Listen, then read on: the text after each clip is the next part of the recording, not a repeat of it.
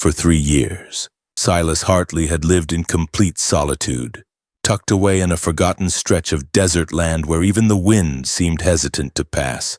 The days bled into each other in silence, broken only by the groaning wood of his cabin and the distant howls of coyotes. He had once been a man with dreams, a rancher with calloused hands and a warm home, until life took a turn that left a hollow in his chest nothing could seem to fill. After the death of his wife, Emily, Silas had closed the door on the world. He sold his cattle, tore down his fence, and stopped answering letters from the townsfolk who used to call him friend. Pain had a way of shrinking a man's world, and his had narrowed to a stretch of land no wider than his shadow. On an afternoon scorched by the late summer sun, Silas stood on his porch, sharpening a blade with no real urgency. He liked the rhythm of it. It filled the silence. Then from the shimmering horizon something impossible took shape. 6 figures, slow and unsteady, emerged from the heat waves like ghosts. As they drew nearer, Silas saw they were young women dust-streaked, their clothes torn and clinging to their frames with the last threads of modesty. One by one, they dropped to their knees in the dirt just beyond his gate. The one with copper hair lifted her face, and her green eyes, sharp with desperation, met his. She tried to speak, but her voice came out no stronger than the wind. He didn't need words. Her meaning was clear. Silas froze. He hadn't spoken to another soul in 3 years, hadn't wanted to. He knew what it meant to let someone into your life, how it cracked open parts of you better left buried. But the sight of 6 young women, bruised and trembling, kneeling in the dirt like broken-winged birds, stirred something in him he thought long dead. Still, instinct and pain warred inside him. He'd learned long ago that helping came with a cost. People lied, people betrayed, people died. But when the red-haired girl, barely able to stand, took a stumbling step forward and whispered, "Please, mister, they're hunting us," the choice was ripped from his hands. He told them to go, voice gravelly with disuse. He said he couldn't help. But then he saw the blood on her side, the way she winced when she breathed. He saw the youngest girl, no more than 16, swaying with fever, and he saw something else: ropes, burns on wrists, bruises shaped like hands. These women hadn't just run from something. They'd been taken, used, and they were still being pursued. The red-haired girl, who introduced herself between gasps as Cora, said their wagon had been overtaken 3 days back. Their guide was shot. The men who took them slavers had sold them into servitude under the guise of honest work. And now those same men were riding hard, less than an hour behind, determined to reclaim what they called property. Silas's knuckles turned white on the railing as he stared out at the dust cloud rising on the horizon. He didn't need this. He didn't ask for this. But something inside him, the part Emily used to love, rose up like a fire in dry grass. He told them to come inside. Cora protested. They didn't want to bring trouble to his door. He shut her down. "You'll die in the rocks," he said, "and they'll know someone helped you." He lifted the sick girl so light it startled him and led the others into the cabin that had been his whole world for 3 silent years. The space, once too large for one man, now felt too small for 6 frightened women. He handed out water, bandages, spare food. As he moved among them, he caught bits of the horror they'd endured, the kind of evil that took human shape only to devour what was good. Cora watched him board the windows. She saw the way his hands trembled only when he wasn't looking. She asked why he lived alone. "By choice," he muttered, but her eyes said she didn't believe him. The riders crested the ridge just as Silas loaded his old rifle. 7 men, each armed, each exuding that swagger of those who never heard the word no. One of them wore a badge, real or forged. It didn't matter. Cora saw him and nearly collapsed. She whispered a name that made Silas's blood run cold. The man who'd sold them. The man who wore the law like armor. His name was Marshal Declan Ward. They weren't just outlaws. They were protected, Ward called out, voice calm and snake-smooth. He asked if Silas had seen runaway property. Silas stepped outside. His rifle was down but ready. "No visitors here," he said. "No women either." Ward smiled like a man playing a game he always wins. He asked to search the cabin. Silas said no. Behind him, a soft noise escaped from one of the girls, a pained breath she couldn't hold in. Ward's head tilted like a bloodhound catching scent. What happened next unfolded like a slow-burning fuse. Ward moved for the door. Silas raised his rifle. 6 other guns trained on him instantly. Ward mocked him, called him a coward, said he reminded him of someone who once failed to protect a woman. Silas's grip tightened. He didn't blink. "Her name was Emily," he said, "and I'm not making the same mistake twice." Then, from the shadows of the cabin, Cora's voice rang out, hoarse but steady. "He killed your wife. Silas, I was there. Emily fought. She died cursing his name." Something inside him snapped. Years of guilt, grief, and self-loathing collapsed into purpose. With one squeeze of the trigger, the rifle roared. Declan Ward flew back, blood blooming across his chest. The slavers opened fire. Wood splintered.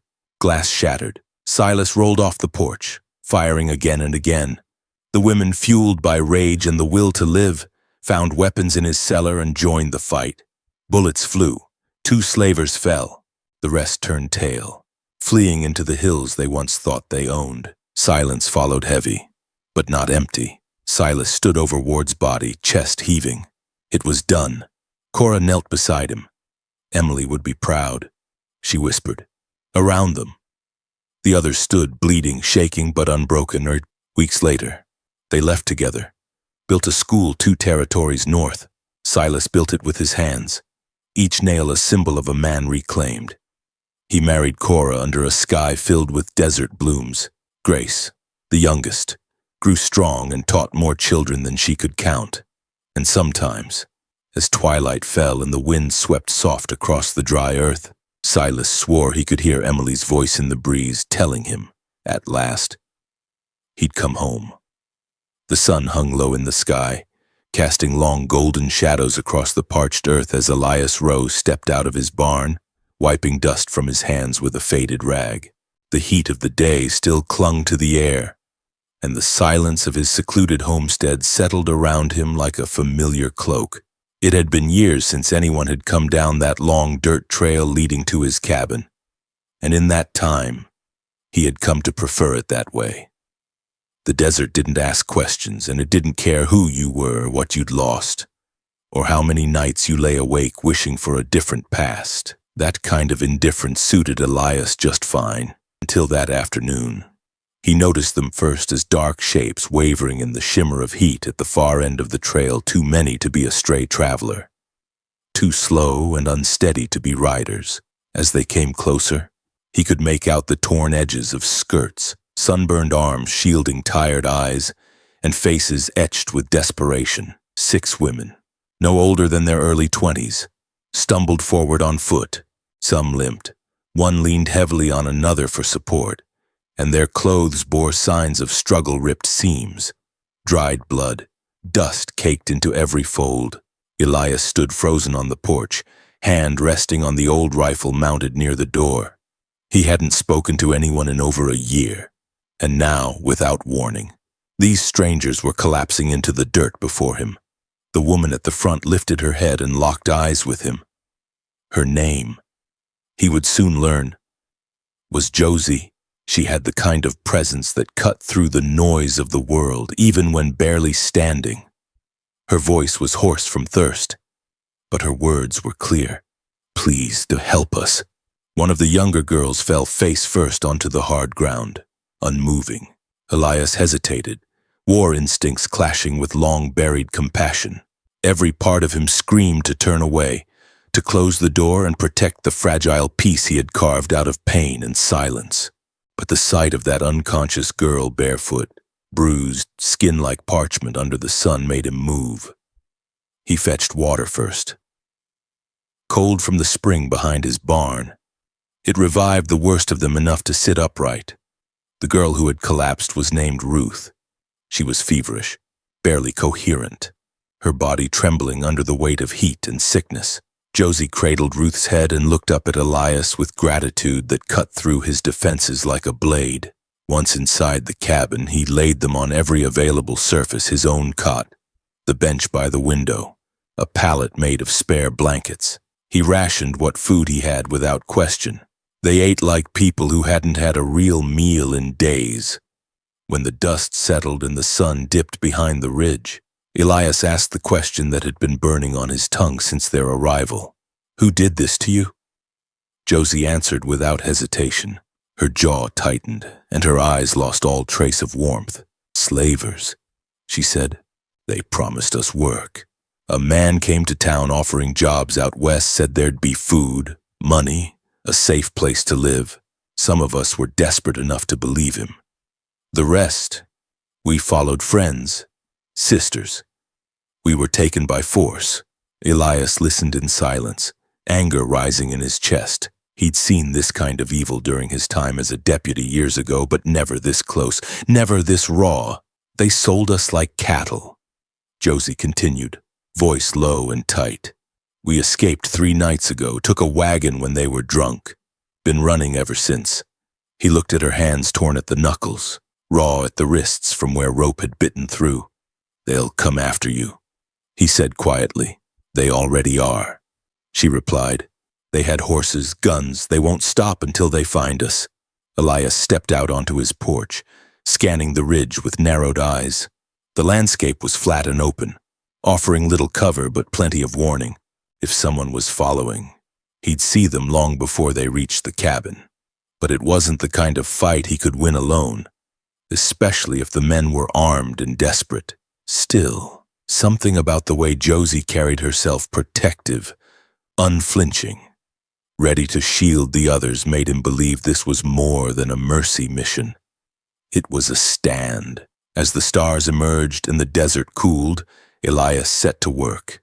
He checked the rifle, loaded both barrels, and laid out spare ammunition near every window. He handed Josie an old revolver he hadn't touched in years and showed her where the root cellar hatch was hidden. "If it comes to it," he said, "don't hesitate." She nodded once.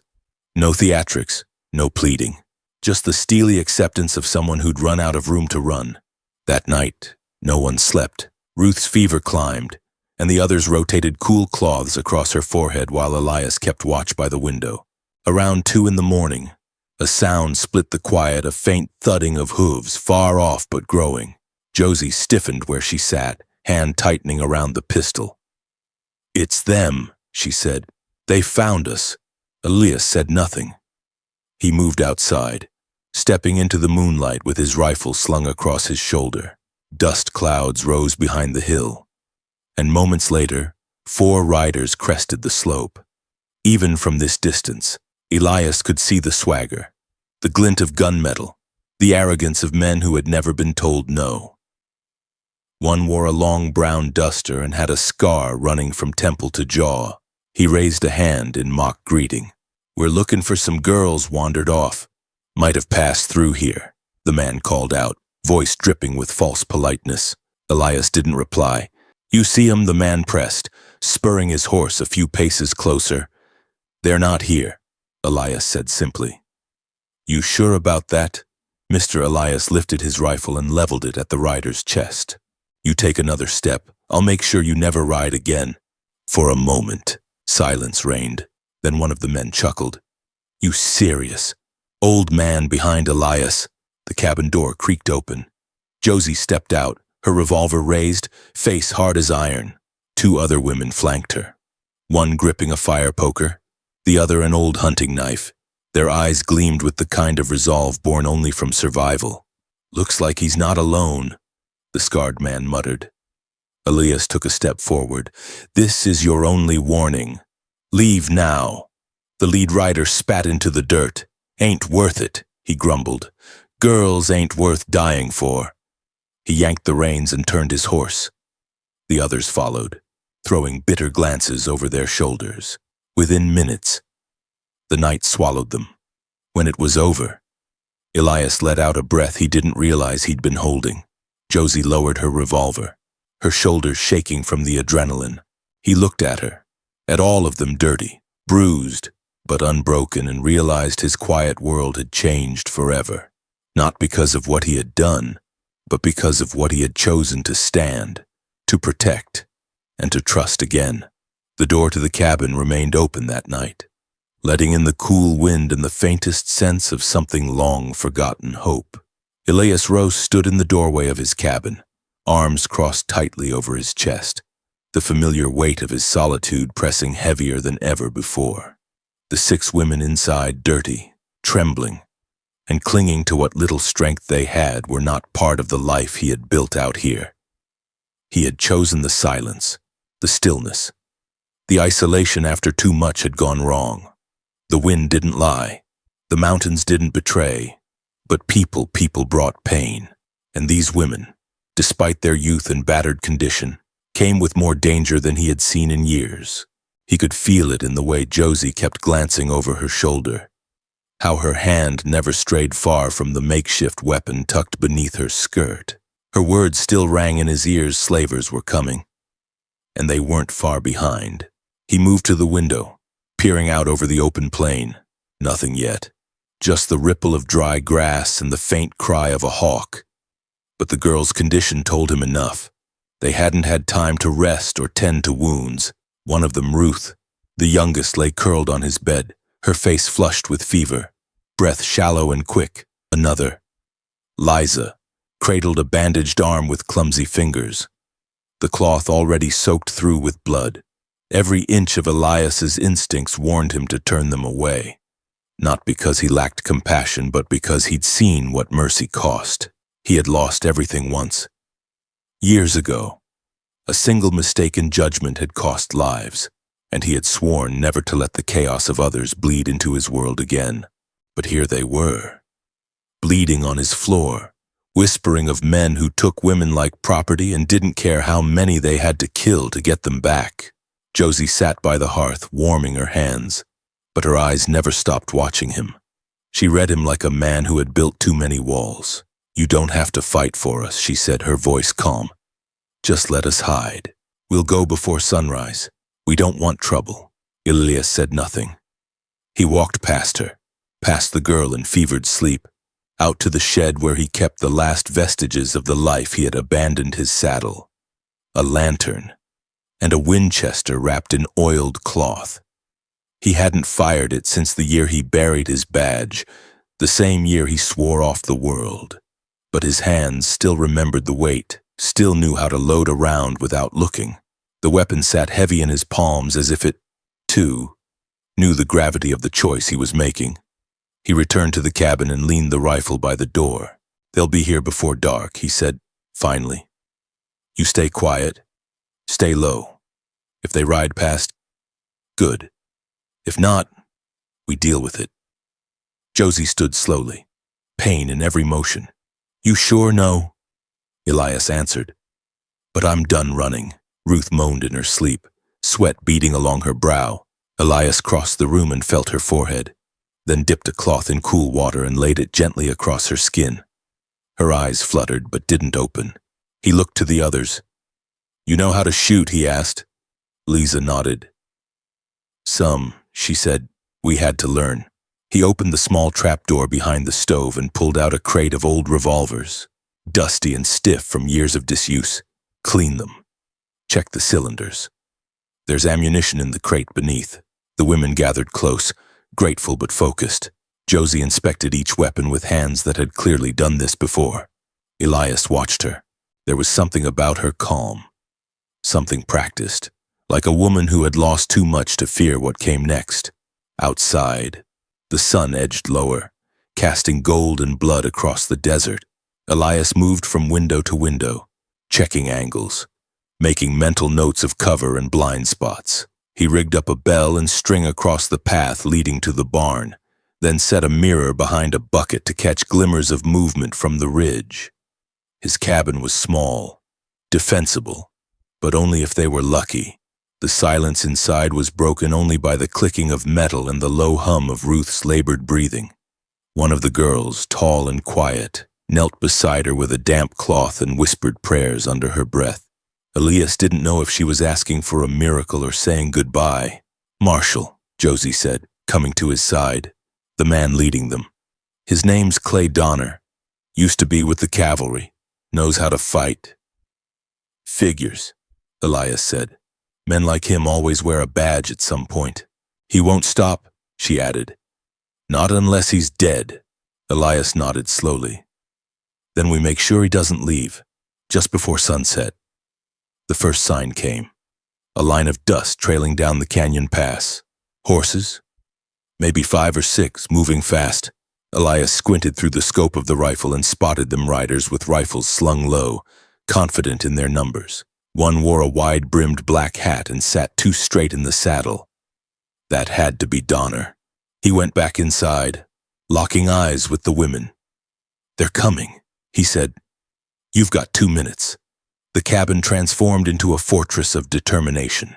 Josie crouched beside the front window, revolver resting on the sill.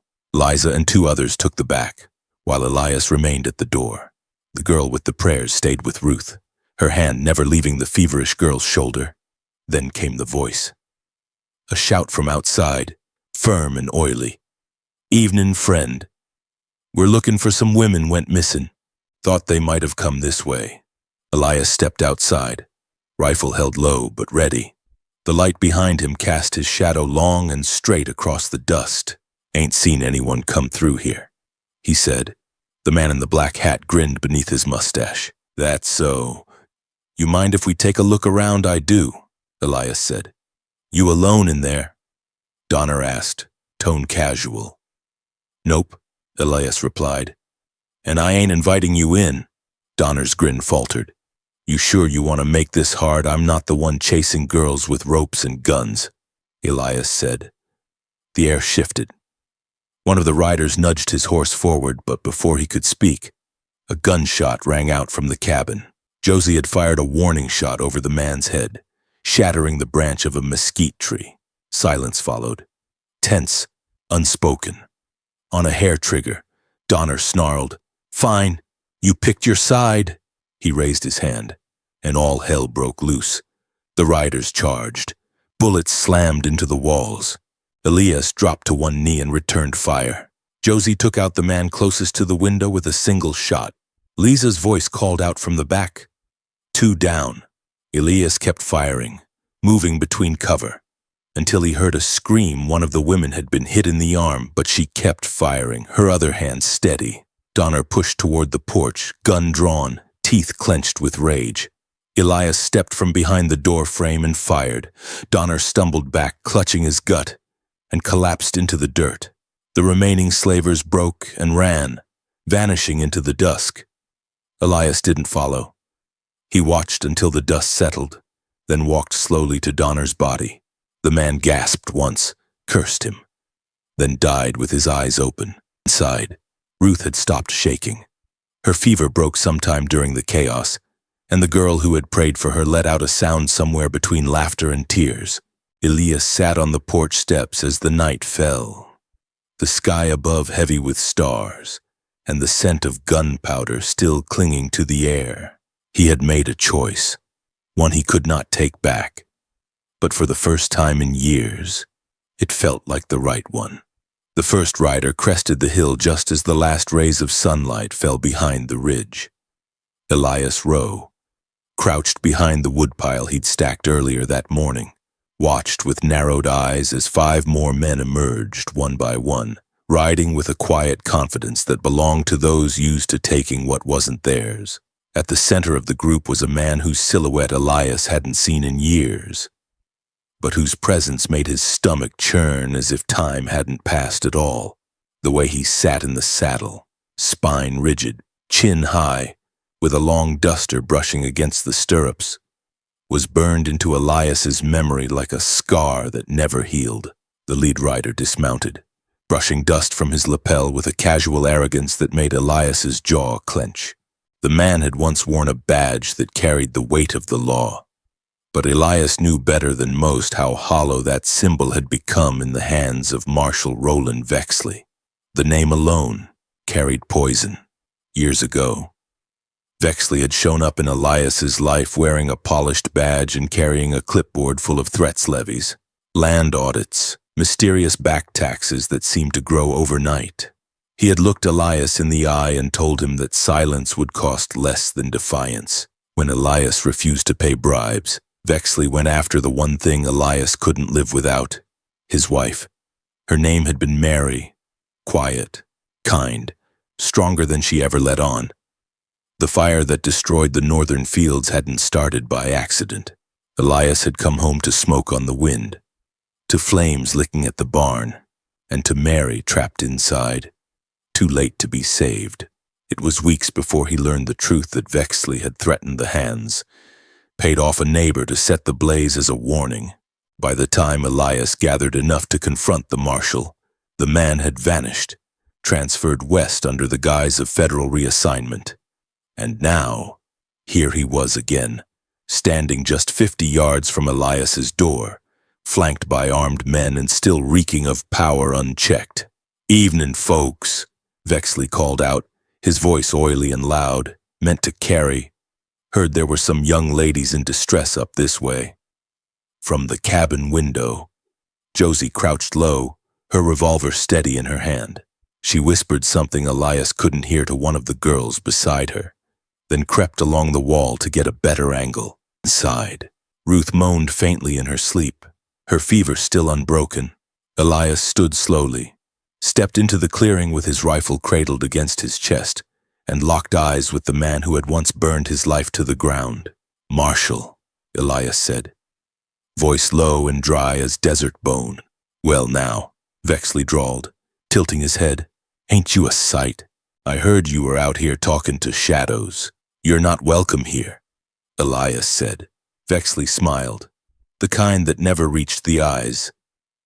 "It's funny," he said, turning to address his men, "how the loneliest men always find themselves surrounded when trouble knocks." "You seen the girls ride on," Elias replied. "They're not yours," Vexley's smile vanished.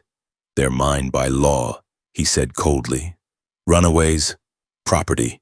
You think you can harbor 'em and sleep through the night. You don't get to decide who walks free. That's my job." "You never upheld the law," Elias said. "You only wore it like a mask." One of Vexley's men shifted nervously, glancing between the marshal and Elias. Tension coiled through the clearing like a snake waiting to strike. Josie stepped out from the cabin, standing at Elias's side, her revolver aimed steady. "You killed his wife," she said aloud. And though her voice shook, the words hit with the weight of a thunderclap.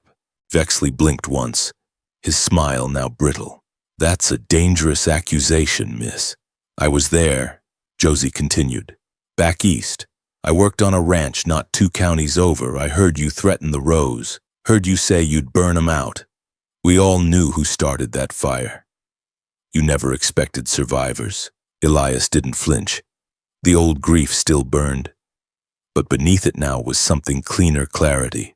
Resolve. He wasn't afraid of Vexley anymore. Not after burying a wife. Not after watching 6 broken women crawl into his life and beg for a chance to live. Vexley turned to his men, but none moved. They looked unsure now, hesitant in a way they hadn't been minutes before. Maybe they hadn't known the full story. Maybe they had, and it just sounded uglier under the open sky. "You always had a way with speeches," Vexley said to Elias, eyes dark now. "But you were never good at surviving."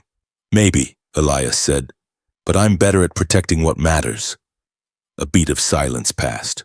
The wind rustled the grass. Then Vexley raised his hand. Elias didn't wait. His rifle barked once, the shot echoing across the valley. One of the riders screamed and tumbled backward off his horse, gun flying. The clearing exploded into chaos. Josie fired next, striking a man in the shoulder as he reached for his holster. The other women joined in, from the windows and door, raining down bullets like hail. Vexley ducked, cursing, and returned fire, his aim wild. Elias rolled behind a water trough, chambering another round. Dust and gunpowder filled the air. A bullet tore through the edge of the cabin, splintering wood above Josie's head. She ducked, then stood and fired again, her face set in stone. Inside, the girl tending to Ruth cried out, shielding her as glass shattered nearby. Elias saw another slaver go down, this one gurgling on his own breath, clutching his chest. Then Vexley shouted something, whether retreat or rage. No one could tell, but by then, it didn't matter. Elias had him in his sights. He hesitated for a breath, long enough to see the man for what he was, flesh and bone and fear. Then he pulled the trigger. The shot struck true. Vexley staggered, tried to fire again, then dropped to his knees. The gun slipped from his finger. He pitched forward into the dirt. Still, silence fell. The remaining men turned tail and galloped off, their bravado lost to the dry wind. Elias stood slowly, smoke trailing from the barrel of his rifle.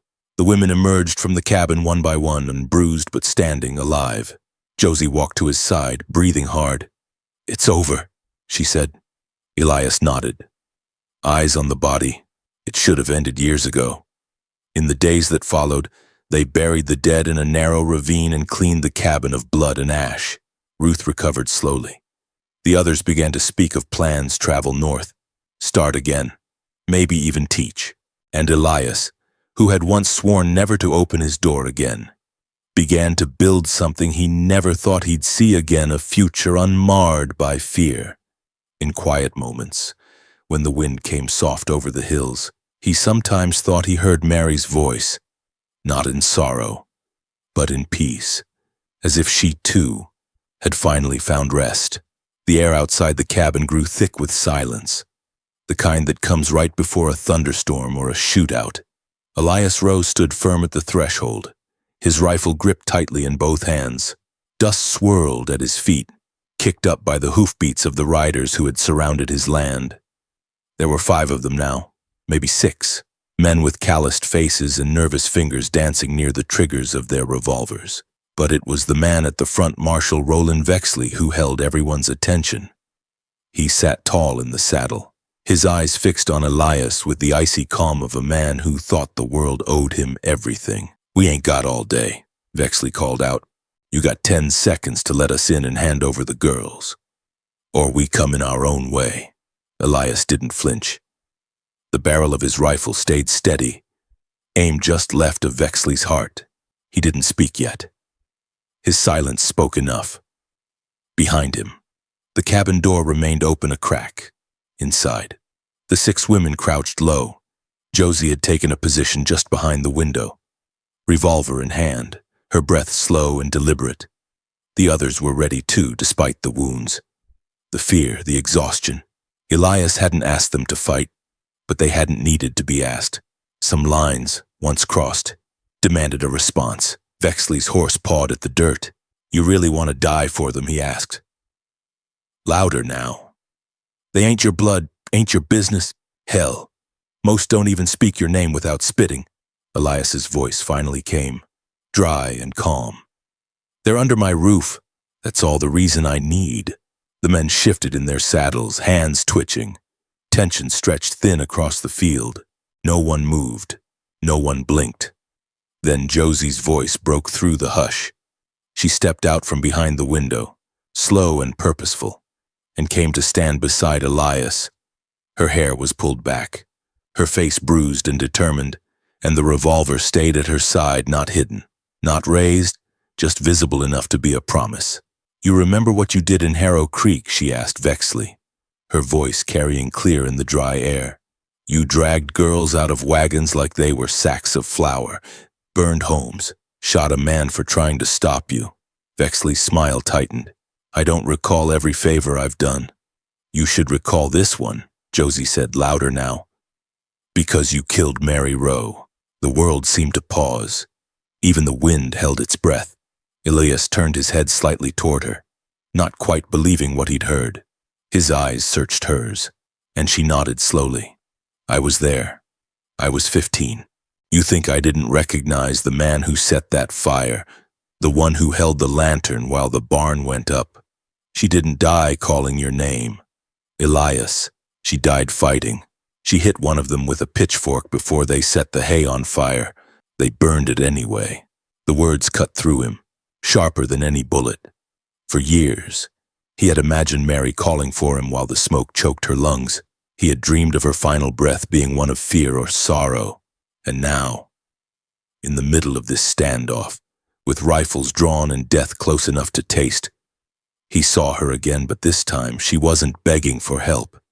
She was swinging a weapon. She was standing tall. Something in him shifted. The grief that had hollowed him out began to fill with something solid. Not rage, not vengeance, resolve. He stepped forward one pace. "You took everything from me once," he said to Vexley. "That won't happen again. You pull that trigger, old man, and your little sanctuary here turns to a grave," Vexley warned. Elias nodded. "Then I'll die knowing I didn't let cowards drag screaming girls back into chains." The standoff cracked like a whip. Vexley raised his hand. A signal. Elias fired first. The shot echoed through the canyon, and Vexley's hat flew from his head as he reeled back in the saddle. His horse screamed and reared. Josie fired next, dropping one of the slavers with a shot to the chest. Chaos exploded. Gunfire tore through the dry air. Bullets punched into the cabin walls, shattered glass, and chewed up the ground around their feet. Elias moved like he was 30 years younger, rolling to cover behind the rain barrel and firing again. One of Vexley's men screamed and toppled from his horse, clutching his leg. Inside the cabin, the other women returned fire. Liza, quiet and precise, picked off a man who tried to flank from the side. Ruth, still weak, crawled behind the hearth with another girl shielding her body. Blood stained the floor, but it wasn't hers. Elias kept moving. Each shot he fired carried with it the weight of everything he'd bottled up since Mary's death. He fought not for revenge, but for what she would have wanted, for what she had died doing, protecting those who could not protect themselves. Then he saw Vexley again. The man had dismounted and was crouched behind a wagon, shouting commands bleeding from his scalp. Elias lined him up in the sights. "This is for Mary," he whispered. The shot landed square in Vexley's shoulder. He crumpled, dropping his weapon, and let out a cry that was more fury than pain. One of his remaining men shouted something Elias didn't catch and galloped away, boots kicking up a storm of dust. Another dropped his gun and raised both hands, backing away slowly. The firefight sputtered and died. When the smoke cleared, 3 men were dead in the dirt. 2 had fled into the hills, and Vexley lay groaning and spitting curses beside the wheel of the wagon. Elias walked over, rifle still ready. He stared down at the man who had once worn a badge as a crown, now reduced to a bloodied, snarling wreck. "You brought this on yourself," Elias said. "You're a fool," Vexley hissed. "They ain't worth it. They're more than you ever were," Elias said, then turned and walked away. Josie came to his side, lowering her revolver. Her arm trembled from exertion, but she didn't look away from the scene before them. Later that night, they buried the bodies far from the cabin, without names or markers. Vexley, still alive but broken, was tied to his horse and sent back toward the nearest sheriff's office with a letter pinned to his coat detailing every crime Elias and the women had witnessed. Whether justice would follow was uncertain, but the message was clear. Back in the cabin, Ruth's fever finally broke. The girls cleaned up the shattered glass, stitched each other's wounds, and sat around the hearth as if reclaiming the space from fear. Elias stood in the doorway again. The same place he had begun, but now everything was different. The man who had stood alone was gone. In his place was someone who had chosen not just to survive, but to act. And in the warmth of the fire, in the soft voices of the women around him, in the weight of the rifle now resting in peace against the wall, Elias finally understood what Mary had known all along. Courage wasn't the absence of fear. It was the choice to stand firm anyway. The shot rang out like thunder across the dry canyon, and for a split second, everything held still.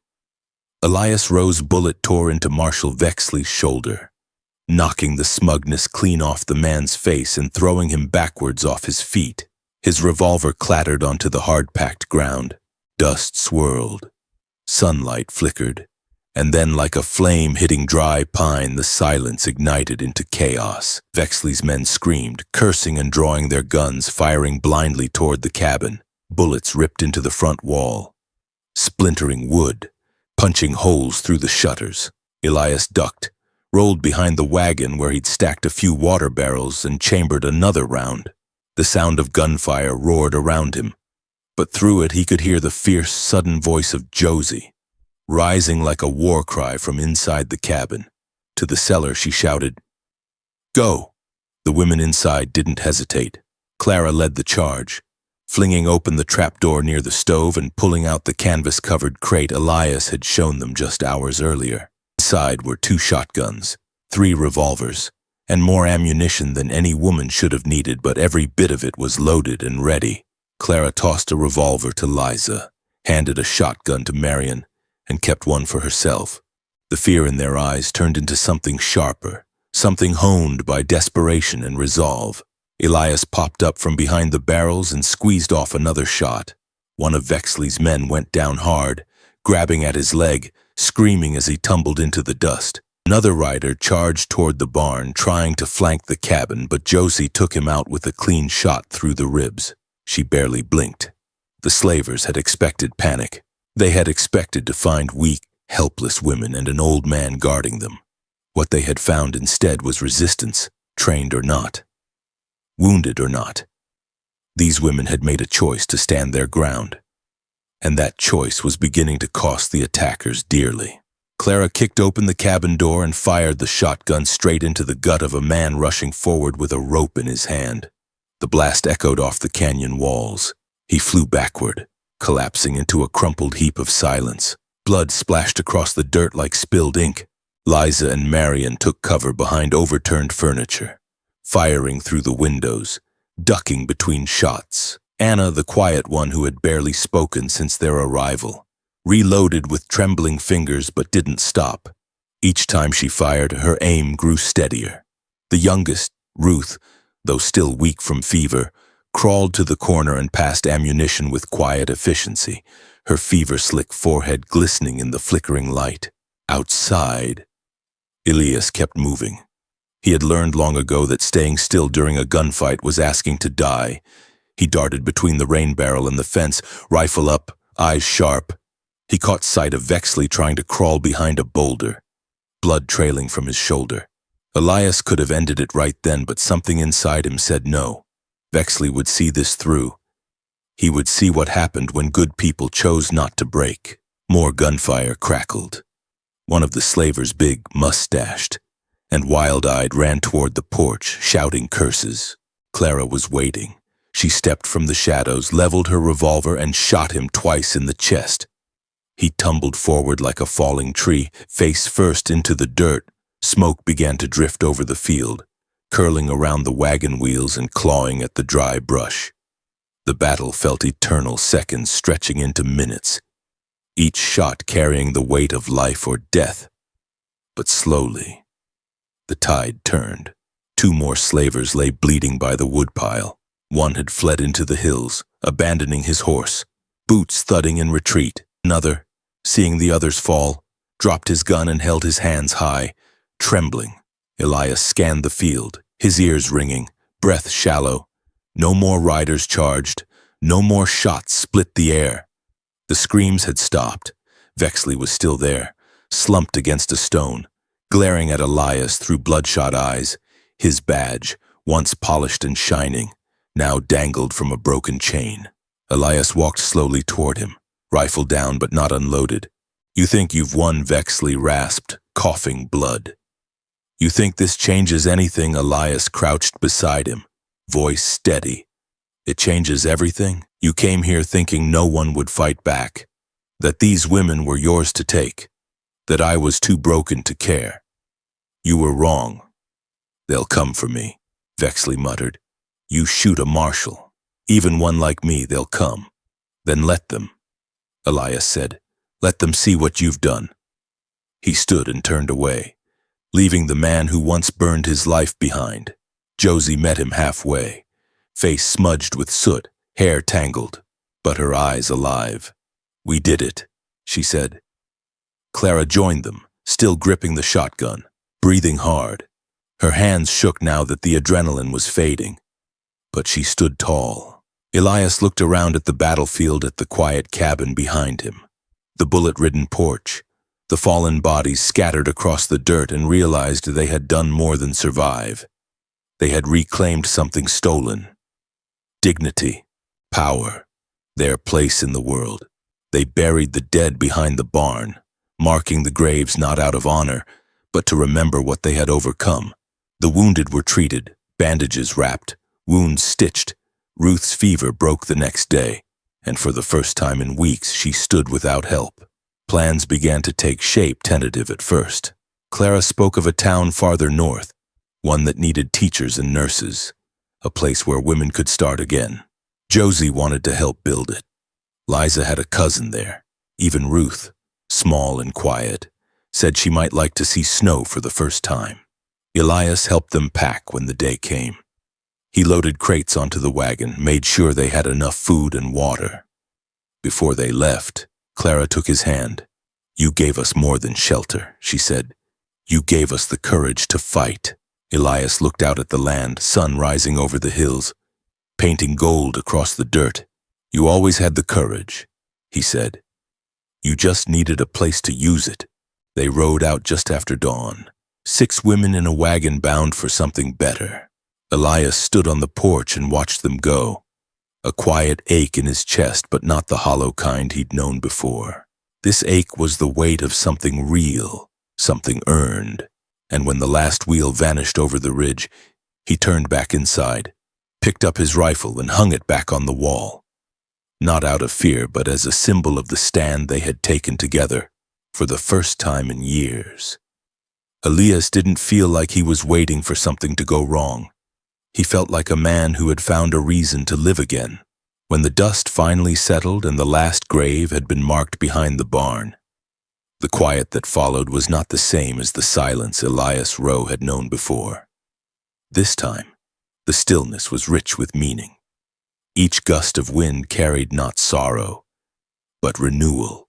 Inside the cabin, the women worked side by side, tending to wounds, cleaning broken furniture, sewing new curtains from what was left of the fabric rolls Josie had found in the root cellar.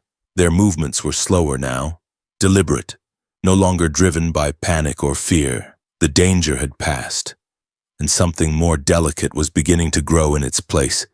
Ruth had made it through the fever.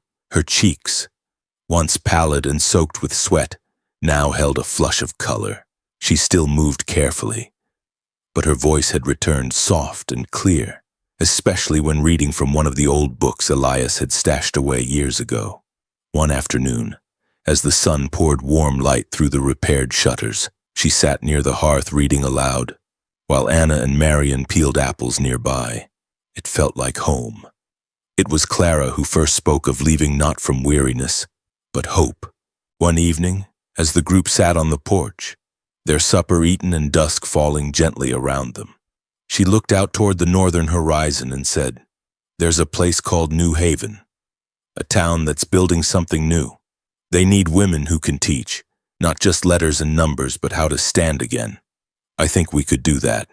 Josie nodded without hesitation. "We've all been taught how to survive. Maybe it's time we taught others to live." The others agreed slowly, but with certainty. They'd come to Elias's ranch as fugitives, hunted and broken. But now, after everything that had been fought for, they saw themselves as something else entirely. Survivors, builders, teachers. Elias didn't speak at first. He simply listened, pipe in hand, eyes drifting across the land that had once held only ghosts. He had come to this valley to escape the world. But these women, without meaning to, had brought it back to his door, raw and relentless. And in doing so, they had given him something he didn't expect: purpose. The next morning, he began to draw sketches on old parchment. Simple lines at first, rough estimates. But it was clear what he had in mind. A new structure, a place of learning, not just for the girls, but for the children of New Haven, and any soul who needed more than the harshness of the frontier. He showed the drawings to Clara that afternoon. "You'd build a school?" she asked, touched by the gesture. "I'd build a town if you asked me to," Elias replied. And for the first time in years, he smiled without sadness behind it. The days that followed were filled with work, but not the desperate, back-breaking kind. This was work with intention. Elias felled trees from the northern slope and milled the wood by hand. shaping beams and planks in the small shed behind the barn. The women helped where they could, digging post holes, sanding window frames, painting the trim once it was erected. Laughter replaced gunfire. Hammers rang where once only silence had lived. At night, they ate together, talked about curriculum and chalkboards and what color to paint the schoolroom walls. Ruth declared she'd teach stories. Marion insisted on arithmetic. Clara said she'd handle the rest because she'd once learned to read under candlelight in a boxcar and knew what that kind of knowledge could mean to a child. Elias watched them all with quiet awe. He hadn't known it was possible to feel so full again. He hadn't thought love could return, not after Mary. But Clara wasn't Mary.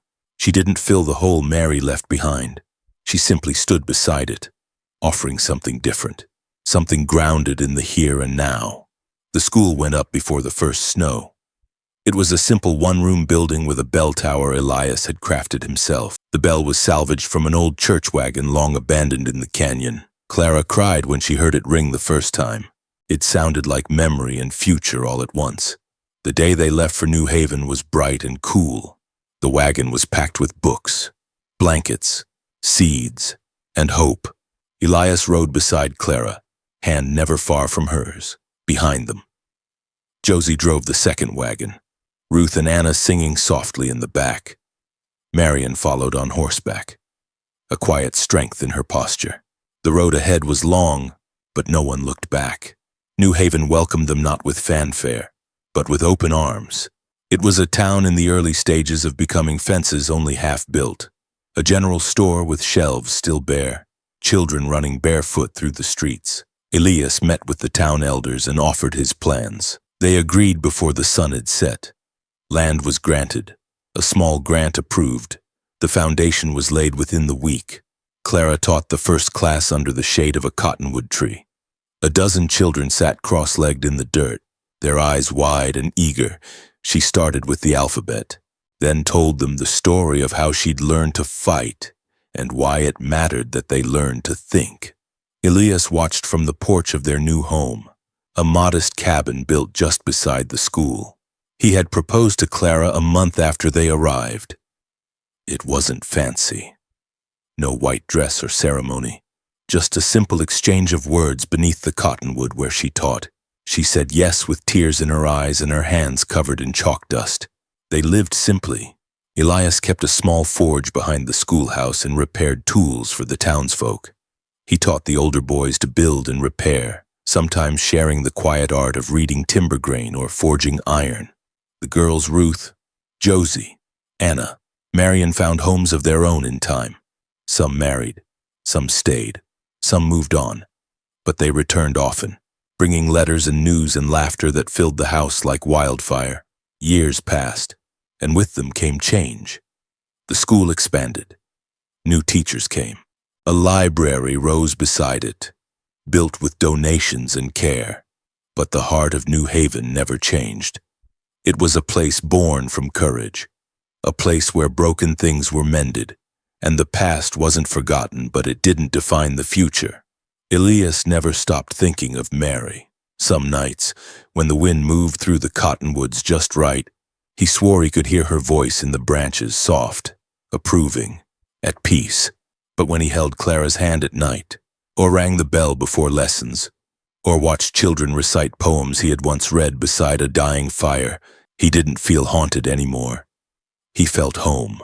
The morning sunlight streamed through the cotton curtains, soft and golden, warming the small schoolhouse like a quiet promise. The sound of chalk tapping on slate mingled with children's laughter drifting in from outside, where the younger students played in the dust with handmade hoops and sticks. Inside, Ruth stood tall at the blackboard, her once fragile frame now steady and sure. Her voice clear as she explained the difference between nouns and verbs to a row of eager eyes and curious minds. No one watching her would have guessed that only a year ago she lay feverish and close to death, curled under a threadbare blanket in the corner of a stranger's cabin, barely able to speak. But time, like the land itself, had a way of healing the deepest wounds when given the chance. Ruth had come to the town of New Haven with a group of women who'd once known nothing but fear. She had survived a fire inside her body and another in her spirit, and from the ashes of both, she had rebuilt something beautiful. Teaching came naturally to her, not because it was easy but because she remembered what it was like to learn while afraid, how every kind word had felt like a hand extended, every new lesson like a small light in a dark room. Now she gave those lights to others, one child at a time. And just beyond the schoolhouse door, Elias Rowe stood watching it all with quiet wonder. He leaned against the porch railing, arms folded loosely, hat tilted back just enough to shade his face but not his eyes. His gaze followed Ruth's movements like a father proud of a daughter. Though no blood bound them, it didn't need to. What they had built together went deeper than names or bloodlines. It was a bond forged in fire, tested in bullets, and healed with purpose. Elias had once believed that his life had ended the night his wife died. For years, he had wandered the edges of the world, avoiding towns, people, even his own reflection. He built fences not just around his land but around his heart, convinced that nothing good could grow there again. But Clara, and Ruth, and Josie, and all the others had shown him otherwise. They had arrived at his doorstep not as saviors but as a storm. And after the storm had passed, something new had taken root. He still bore the scars, inside and out.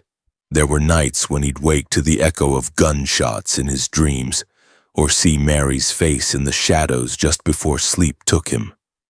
But those moments no longer haunted him. They reminded him of what had been lost and what had been saved.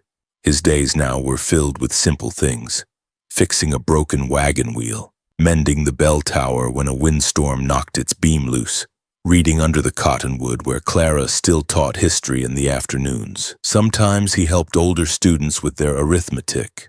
Other times, he simply sat on the porch and carved toys for the younger ones, whittling animals or spinning tops with the kind of patience that comes only after long years of sorrow. Clara had become his partner in every way.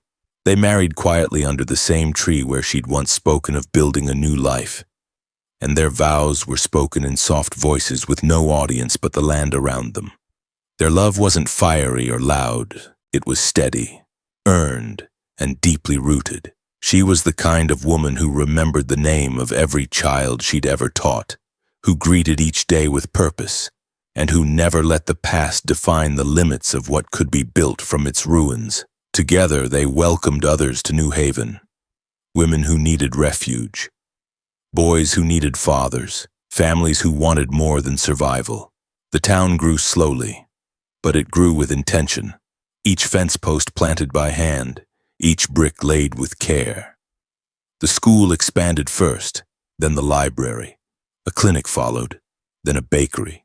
And soon, laughter filled the streets that had once been silent. Elias watched it all and marveled not at what he had done, but at what had been possible. One afternoon in early spring, as he walked the edge of the property just before sundown, he paused by the low stone wall that marked the boundary of the schoolyard. The wind stirred gently, carrying with it the scent of wild sage and the faint sound of children's voices reciting verses from the Psalms. He closed his eyes, and there it was, a whisper, barely a breath. He couldn't say for sure if it was the wind or his own memory playing tricks, but in that moment, he swore he heard her, Mary, her voice in the breeze, soft and certain, saying just 3 words, "I'm proud of you." He didn't smile. He didn't weep. He simply stood a little taller and touched the brim of his hat, as if tipping it towards someone just out of sight. Then he turned back toward the cabin where Clara was waiting on the porch with 2 mugs of coffee and a question in her eyes about whether he'd remembered to pick up the mail from town. Life had become a collection of small, meaningful moments. And for Elias Rowe, once broken and adrift, that was more than enough. As the sun dipped behind the hills and painted the sky in streaks of amber and rose, Elias sat beside his wife, hands warm around the coffee cup, and listened to the sounds of a life well-lived, children laughing, women singing over supper, the bell of the schoolhouse marking the hour. No one would write ballads about him. No one would carve his name into marble. but in the hearts of those he had taken in, protected, and helped heal. His name was written in something stronger than stone, and that, he knew, was the only kind of legacy that mattered. This story offers a timeless lesson. Healing is possible at any age, and even after deep loss, we can still find purpose, love, and community. Elias Rowe, once a man consumed by grief and isolation, discovers that redemption doesn't come all at once. It grows through acts of kindness, courage, and a willingness to open the heart again. For older adults, this message holds special power.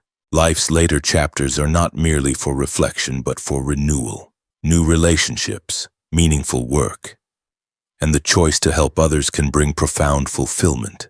The story also reminds us that legacy isn't about fame or fortune. It's about how we make people feel, how we stand up for what's right, and how we nurture the next generation, whether through mentoring, volunteering, or simply offering a steady hand. Elders have the wisdom and grace to shape their communities in quiet but lasting ways. In a world that often rushes forward, this story encourages us to slow down, reconnect with purpose, and trust that even in the final pages of life, something beautiful can still be written.